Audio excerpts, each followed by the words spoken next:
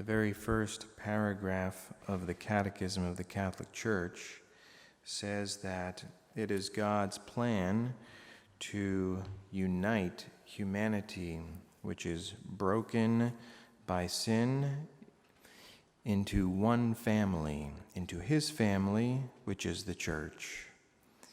Today we celebrate this Mass in honor of the Holy Apostles because they are the foundation of the Church, the foundation of this family, of course, with Christ as the cornerstone.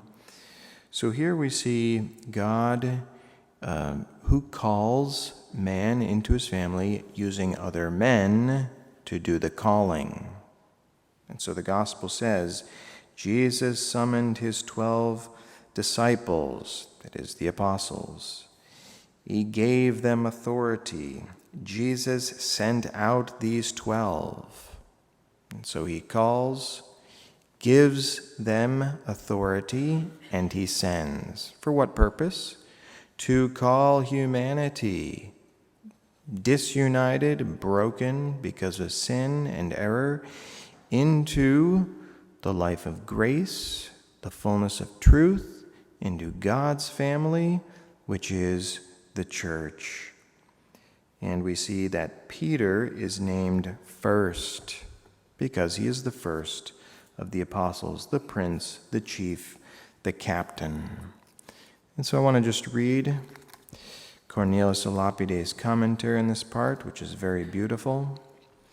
Christ made the apostles the princes of his church and superior to all the faithful, whether martyrs, confessors, or virgins, not only in office and dignity, but also in grace and sanctity. For upon them he has founded his church. And he makes reference to St. Paul's letter to the Ephesians, chapter 2, verses 19 and 20, where the faithful are called the domestics of God, members of his household, built upon the foundation of the apostles. Moreover, the power of the apostles was the greatest in the church, far greater than that of bishops.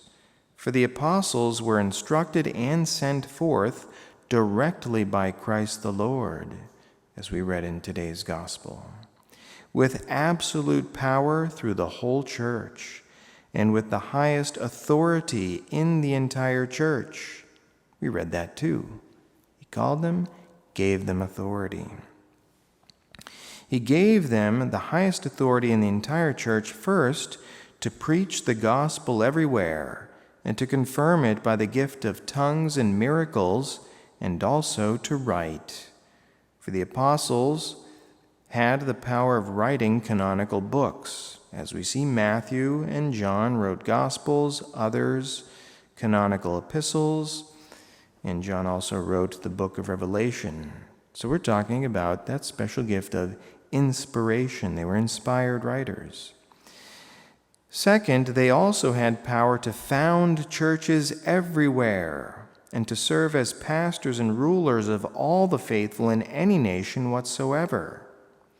Third, they had the power to institute and ordain priests and bishops and the whole hierarchical order, together with the ceremonies of the Eucharistic sacrifice and all the sacraments. Note that in this triple power, the apostles were all equal among themselves, and with St. Peter, in those three powers that I just mentioned. Yet they were subordinate to Peter as their head and superior. This is why Peter is placed and named first among them, as we read in today's gospel. And so God is calling every single person who is living right now in the world to enter his family, to enter the church. And how do you know that? Whether you are a member of this family, if you are in that church, which was founded on the apostles and has the successor of Peter as his head. In the name of the Father, and of the Son, and of the Holy Spirit. Amen.